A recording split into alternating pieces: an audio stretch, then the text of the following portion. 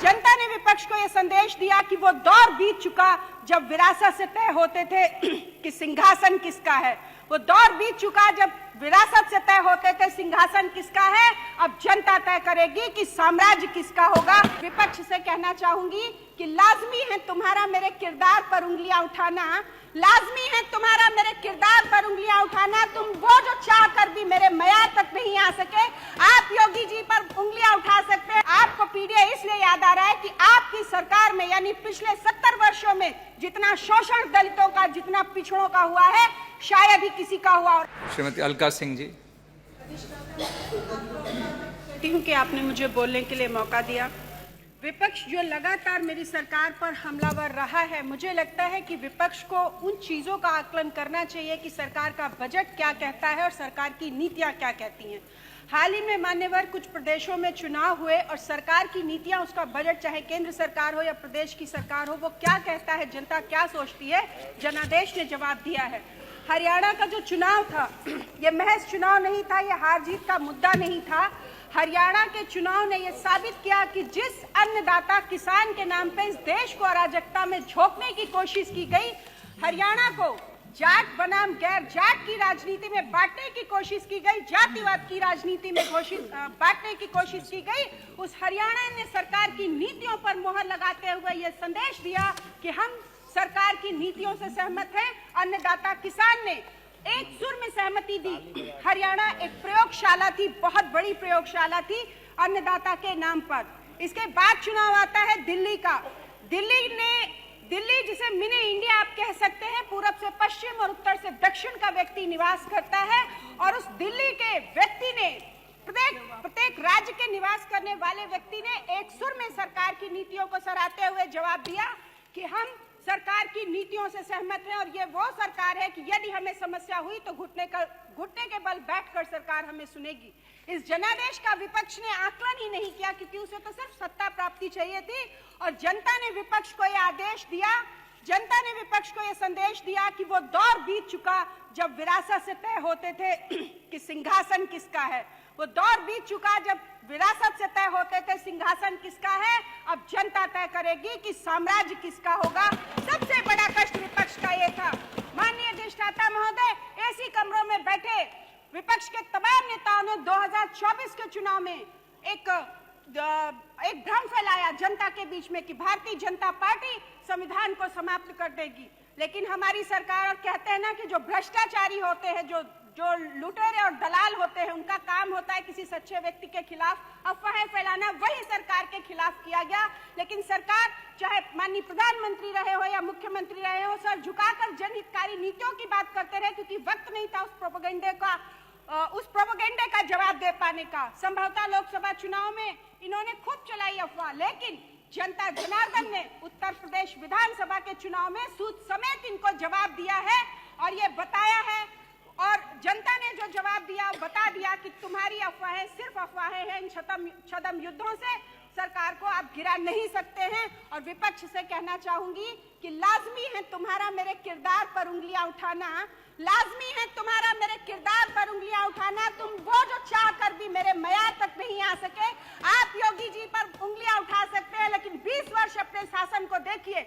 माननीय सभापति महोदय, इनको पीडीए की याद आती है, क्योंकि आपको पीडीए इसलिए याद आ रहा है कि आपकी सरकार में यानी पिछले 70 वर्षों में जितना शोषण दलितों का, जितना पिछड़ों का हुआ है, शायद ही किसी का हुआ। और आज भी मैं भारतीय जनता पार्टी की सरकार से आती हूँ और एक ऐसे समाज से आती हूँ जिसे 70 वर्ष आपके लोगों ने प्रतिनिधित्व नहीं दिया, भारतीय जनता पार्टी ने दिया है। मैं उस अर्कवंशी समाज से आती हूँ, इसलिए दर्द समझती हूँ लोगों का कि कितना अपमान सहा है लोगों ने, कितना कष्ट चाहा है। और अगर उस अपमान को देखना है तो आइए, मेरी विधानसभा में ग्राम पंचायत और पूरे विपक्ष को आमंत्रित करना चाहती हूँ। ग्राम पंचायत कुकरा, चाहे गौरवशाली चमार समाज से आने वाली एक प्रधान को खत्म करने का काम आपके भूमाफिया ने किया है, जिस पर 50 लाख का तहसील से इशू हुआ था। 2012 में सरकार आपकी थी, 2012 में उस पर 50,000 का कर्ज था। उसने उस चमार समाज की गौरवशाली उस महिला को खत्म करने की कोशिश की है।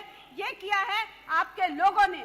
माननीय सभापति महोदय, इसी के साथ मैं बताना चाहती हूँ कि 2022 के बाद से माननीय मुख्यमंत्री ने विधानसभा संडीला को मेरे प्रस्तावों पर करोड़ों रुपए की सौगात दी है। और ये तरीके की कंपनी जिसका ऑटोमेटिक जो पूरा सिस्टम है और एशिया की पहली कंपनी है जो संडीला में लगाई गई है। आप तथाकथित विपक्ष के जनप्रतिनिधि उसी संडीला के इंडस्ट्रियल एरिया में वसूली क्या करते थे इनकी सरकार में, लेकिन आज बर्जर सरी की कंपनी वहां पर खुली है। औद्योगिक क्षेत्र माननीय मुख्यमंत्री लेकर आ रहे हैं और हरदोई और लखनऊ से हरदोई हाईवे दिया है। करबद्ध निवेदन माननीय मुख्यमंत्री से करना चाहूंगी, कुछ क्षेत्र की सड़कें हैं जो विपक्ष ने अपने कार्यकाल में इसलिए नहीं बनवाई कि जनता कनेक्ट हो जाएगी तो इनसे सवाल जवाब करने लगेगी। कल्याण खेड़ा महिटा से लखनऊ बॉर्डर तक, रैकवार खेड़ा से कटियार तक, रैकवार खेड़ा से कटियार तक, प्रहलाद खेड़ा से गोड़वा खेम तक, हाजीपुर से देवरी भटपुर तक, बनी से बंजरा तक, जुगराजपुर से रामपुर तक, टिटई से भोगीपुर, हल्दर मजरा छावन से लगाकर रामपुर कौड़िया तक, बमनवा से कुंभर खेड़ा होते हुए बाराही तक। और माननीय महोदय एक विशेष सड़क है टीकन खेड़ा मजरा छावन से लगाकर सिद्धनाथ बाबा जाजूपुर तक। ये सड़क इसलिए बहुत ज्यादा जरूरी है क्योंकि पिछड़े समाज से आने वाले कश्यप समाज के लोगों का आस्था का केंद्र है सिद्धनाथ बाबा जाजूपुर, जो विपक्ष ने अपनी सरकार के समय कराया ही नहीं। भारतीय जनता पार्टी की सरकार वहां पर कार्य करा रही है। माननीय अधिष्ठाता महोदय पिछड़ों की बात करते हैं, इसी तरह से संडीला नगर में विपक्ष के ही एक चेयरमैन है जिन्होंने हिंदुओं की इतनी दुर्गति कर रखी है, विशेष रूप से दलित समाज के लोगों की, पिछड़े समाज के लोगों की हद तो तब गई कि मुस्लिम समाज के लोगों का कब्रिस्तान भी, उसकी जो जमीन है करोड़ों रुपए की, उसे भी दबाने की कोशिश की गई। और भारतीय जनता पार्टी की सरकार उसकी नीतियां अर्थात उसकी विधायक खड़ी हुई है, तब उन मुस्लिमों के कब्रिस्तान की जमीन बचाई गई है। आपसे करबद्ध निवेदन करना चाहती हूं कि संडीला नगर में एक अंडर बाईपास की अत्यंत आवश्यकता है ताकि संडीला नगर और मंडल मलेरा से आने वाले लोगों का जीवन आसान हो सके। इसीलिए संडीला और इसके साथ ही संडीला नगर पालिका का परिसीमन भी अत्यंत आवश्यक है ताकि हिंदुओं की दशा में सुधार हो सके। और पीडीए की बात करने वाले लोग, अभी कोटेदारों का मैं बड़ा मुद्दा सुन रही थी, इनको बताना चाहती हूँ कि ये वो लोग हैं, विपक्ष वो है जिसने 5,000 रुपए फिक्स था कोटेदारों से, वो लिया जाता था, उसके बाद कैंसिलेशन कराए जाते थे, अटैचमेंट होते थे और फिर कराया जाता था और 5 लाख रुपए का ये बिजनेस चलता था। और इसमें इन्हीं पिछड़ों, इन्हीं दलितों के मुंह का निवाला अधिष्ठाता महोदय मारा जाता था, जो कि अब एक मिनट बस, अब भारतीय जनता पार्टी की सरकार आने के बाद खत्म हुआ है। इसलिए कष्ट हो रहे, आपने मुझे अपनी बात रखने का मौका दिया, इसके लिए बहुत बहुत धन्यवाद, सादर प्रणाम।